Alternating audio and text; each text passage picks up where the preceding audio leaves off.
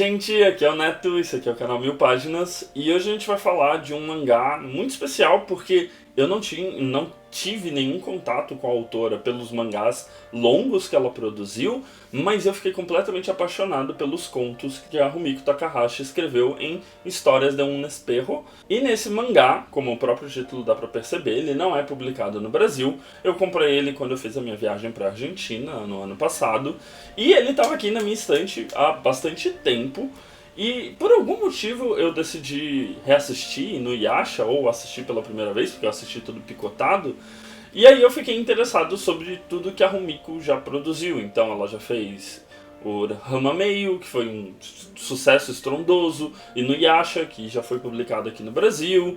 E ela sempre faz séries extremamente longas. E é muito curioso que quando você pega o wiki dela, você vai ver as datas. Essa senhorinha, ela não tem folga, ela vai simplesmente emendando numa série na outra e nesse meio tempo ela vai fazendo bastante one shot.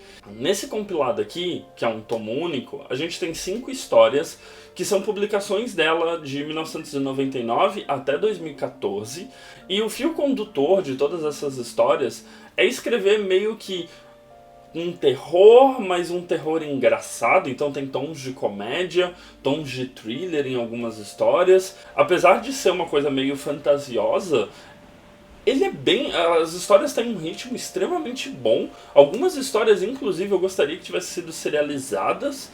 Ela consegue pegar uma ideia bem simples, como a maioria desses contos, eles partem de uma premissa extremamente simples, e consegue desenvolver personagens, consegue desenvolver uma trama. Ela é uma autora bem eficiente nesse sentido de pegar uma ideia que parece banal e transformar numa história. E essas 5 histórias que estão aqui tem o nome do título, que é o Espelho, é o Espejo, Boneca da Vingança.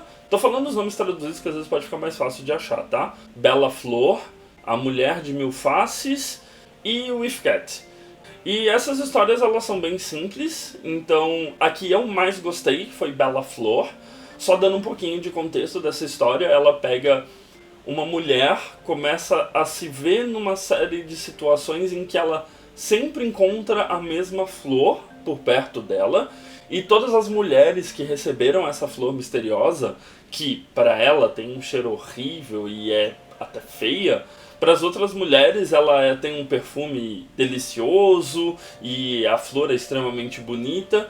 E curiosamente quem entregou a flor para essas mulheres nunca é a mesma pessoa. Cada uma dessas mulheres dá uma descrição diferente. Ou é parecido com algum cantor japonês, ou é parecido com um jogador de futebol, ou é parecido com alguém da vizinhança. Então ela vai criando um suspense, porque a protagonista se sente extremamente incomodada de estar entrando em contato com essas flores. Em um determinado momento essas flores começam a chegar para ela e ela não sabe quem é. Então esse é o fio condutor da história e, sinceramente, o que ela faz é muito incrível, porque ela cria um suspense e depois esse suspense vira um terror meio quase metafórico, assim, é um terror que você não sabe se está acontecendo de verdade ou não.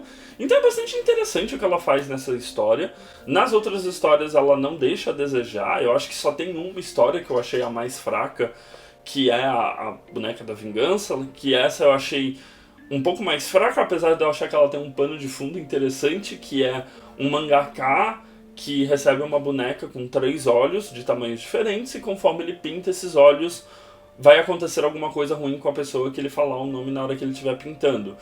Então ela vai contando uma história em que o contexto de vida daquele mangaka é bem explicado, a pressão das editoras, os colegas de trabalho que estão ali, mas querem lançar suas próprias séries, e meio que a pressão de lançar um novo sucesso.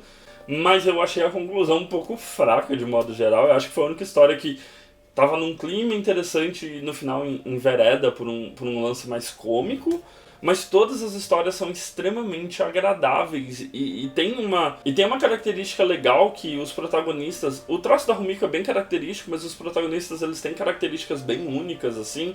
Ela intercala bastante entre protagonistas femininas e masculinos, ela consegue brincar com os elementos. Na última história, né, que é a With Cat, ela consegue brincar até como se o gato fosse um protagonista. Então tem essa coisa dela brincar com diversos elementos sobrenaturais, elementos de comédia, e fazer uma história bastante única que é muito agradável de se ler e dá uma dimensão bem grande assim do trabalho da Rumiko, ou de como ela é bastante versátil.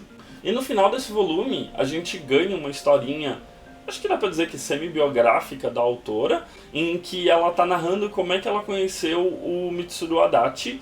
E é muito curioso porque ela vai intercalando sobre como ela desejou se tornar uma mangaka, tudo que ela fez para se tornar uma mangaka, e o Adachi também vai fazendo isso no capítulo deles, vai explicando a relação dele com o irmão, ou como o irmão incentivou ele a ser um mangaka, e enquanto isso a Rumiko estava mostrando que ela sempre fez parte de clubes de mangá, e é muito curioso as referências que a Rumiko tem, porque enquanto ela era criança ela lia coisas do Tezuka enquanto o Tezuka estava lançando, então isso é muito peculiar de a gente parar para pensar. Então é uma história assim que é quase um presente mesmo dessa edição, porque ela dá uma dimensão muito da pessoa, né, por trás da mangaka.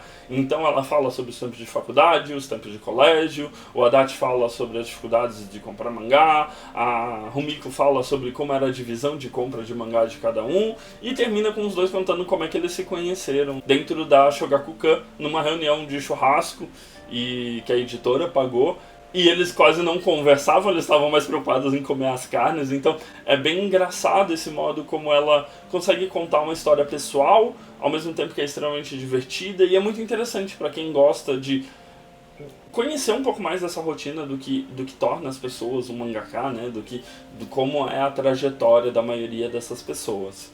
Então é isso, essa é a minha dica. Eu acho que para quem é fã da Rumiko é um excelente volume para se ter. Para quem não é um excelente volume para conhecer a obra dela. Acho que é até mais fácil de conhecer através disso do que de uma obra gigantesca como Inuyasha ou Hamameio. Esse volume ele saiu no Japão em 2015 e foi publicado pela Ivrea na Argentina em 2016. Eu não faço a menor ideia por que não saiu no Brasil, visto que é só um volume e a gente teve uma editora que publicou obras da Rumiko, né? JBC, você podia publicar esse volume? São 200 páginas, se você tiver a oportunidade de importar ou se você tiver a oportunidade de ir viajar para Buenos Aires, que inclusive eu recomendo bastante, e achar em alguma banca. É um espanhol bem tranquilo, tem uma outra palavra que é mais... Você precisa de um pouco de um dicionário ali do lado, mas é muito tranquilo de ler e muito, muito, muito, muito prazeroso. Foi assim, muito gostoso ter contato com uma autora que eu só conheci o trabalho pelo anime ou uma ou outra edição de uma série longa dela. Bom, então eu acho que é isso, a gente se despede por aqui. Não se esqueça de deixar nos comentários se você já leu algo da Rumiko, se você gosta do trabalho dela, aquele like que ajuda bastante o canal, seguir a gente nas redes sociais. E eu acho que é isso, não se esqueça de dar uma olhada nos vídeos recomendados que fica aqui do meu lado direito e se inscrever na bolinha aqui do meu lado esquerdo para continuar acompanhando o que a gente posta por aqui. De mais a mais é isso, um beijo grande, tchau.